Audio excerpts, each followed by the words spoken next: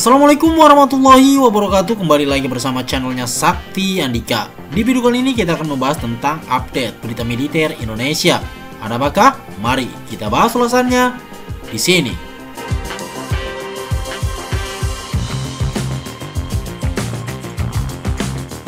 Amerika Serikat jamin Indonesia kebal sanksi CAATSA. Silakan lanjutkan untuk membeli Su-35.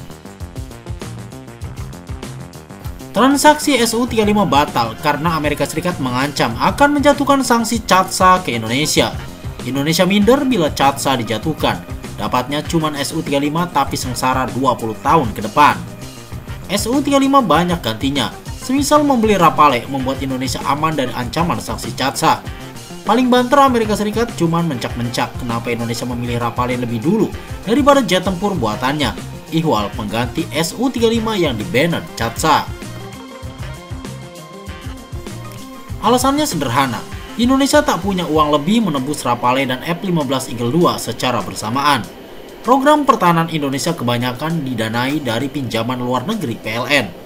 Negara pemberi PLN ke Indonesia punya peran penentu alutsista mana yang hendak dibelinya. Misal, membeli Rafale, Indonesia mendapat pinjaman dari Bank Prancis, sehingga mana mungkin membeli F-15 Eagle II memakai dana PLN dari Prancis. Sebetulnya pembelian Su-35 lah yang tak memakai skema PLN. Indonesia sudah menyiapkan uang tunai dan skema imbal dagang untuk membeli Su-35. Semua langsung batal karena adanya CAATSA. CAATSA bukan cuma menggagalkan transaksi Su-35 Indonesia. Negara lain macam Aljazair, Mesir hingga lainnya menunda pembelian Su-35. Pembelian alutsista lain dari Rusia juga ditunda. India menjadi salah satu negara yang paling dirugikan CAATSA. Hampir 70% alutsista India berasal dari teknologi Rusia.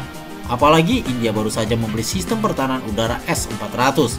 Masalah timbul lagi karena India menggunakan alutsista dari Rusia melawan Cina. Si malakama bagi Amerika Serikat, ia ingin melawan Cina dengan menjalin hubungan erat bersama India dan negara lain. Tapi ia juga ingin sanksi CAATSA jalan.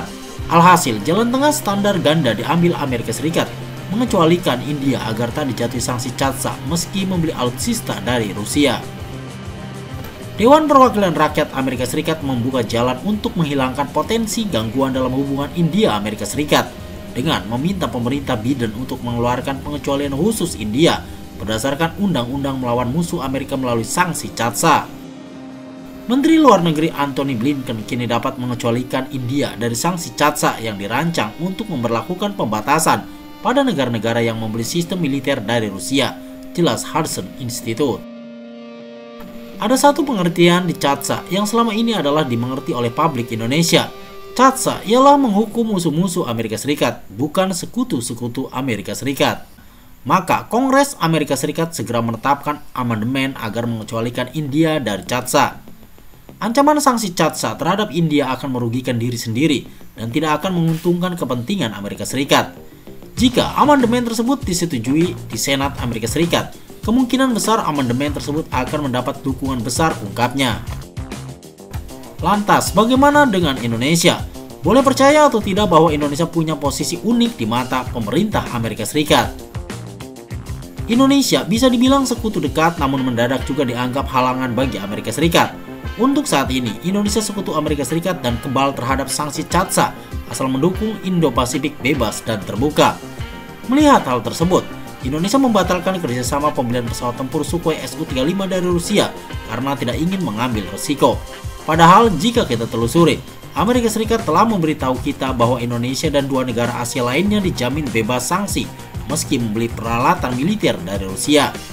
Jelas jurnal terbitan Universitas Muhammadiyah Yogyakarta berjudul Analis Keputusan Pemerintah Indonesia untuk membeli Rafale pesawat Dassault dari Prancis pada 1 Januari 2024. Meski demikian, Indonesia tetap menjauhi transaksi Su-35 dengan asumsi di masa depan Amerika Serikat memiliki kepentingan lain dengan Rusia yang merugikan Jakarta. Namun, meski ada jaminan bebas CATSA, Indonesia tidak mau besar kepala karena geopolitik Amerika Serikat terkadang berubah sehingga Indonesia memilih bermain aman jelasnya. Indonesia nampaknya akan melanjutkan pembelian Su-35 usai Amerika Serikat menjamin tak akan ada sanksi CATSA. Kita beralih ke berita lainnya. Su-35 bekas pesanan Indonesia berpotensi digunakan untuk bertempur melawan Israel. Indonesia sudah memastikan menangguhkan pembelian Su-35. Pembelian Su-35 ditangguhkan Indonesia karena adanya ancaman sanksi CATSA Amerika Serikat. Amerika Serikat sengaja memblokir sebisa mungkin seluruh penjualan alutsista buatan Rusia, termasuk Su-35 ke negara lain. Indonesia kena getahnya, tak tahu apa-apa soal urusan Amerika Serikat Rusia.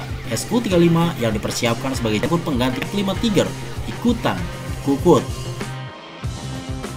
Paling menyebalkan, Indonesia tak punya rencana cadangan apabila plan A membeli Su-35 gagal. Plan B belum disusun untuk segera gerak cepat meraih Prancis menyediakan Rafale. Hadirnya Rafale menjadi penawar jitu atas rasa sakit Su-35. Rafale lebih bagus ketimbang Su-35 dari segi kecanggihan sensor dan persenjataan. Salah satu rudal yang bisa digotong Rafale ialah SCALP atau acap disebut Storm Shadow. SCALP ini bila tentara Rusia di Ukraina mendengar namanya langsung bergidik ngeri. SCALP merupakan rudal jelajah serang permukaan lansiran MBDA Prancis. Ia terbukti mampu menghantam Kilo Class di Sevastopol saat kapal selam tersebut naik ke dok ring untuk perbaikan. Walhasil, Kilo Class Rusia rusak parah dan disinyalir tak bisa dioperasikan lagi. SCALP mampu menerobos garis depan pertahanan Rusia, sehingga objek vital di garis belakang bisa ia hantam. Rudal Storm Shadow atau SCALP telah memungkinkan Ukraina untuk menyerang jauh di belakang garis pertahanan Rusia dan memungkinkannya mencapai sasaran militer utama. Rudal tersebut diluncurkan dari pesawat dan memiliki jangkauan lebih dari 155 mil, jelas Business Insider pada 17 Januari 2024. Rafale mampu meluncurkan SCALP dengan sempurna lantaran ia mempunyai sistem pertahanan dari Spectra yang fokus menemukan sasaran dari jarak jauh.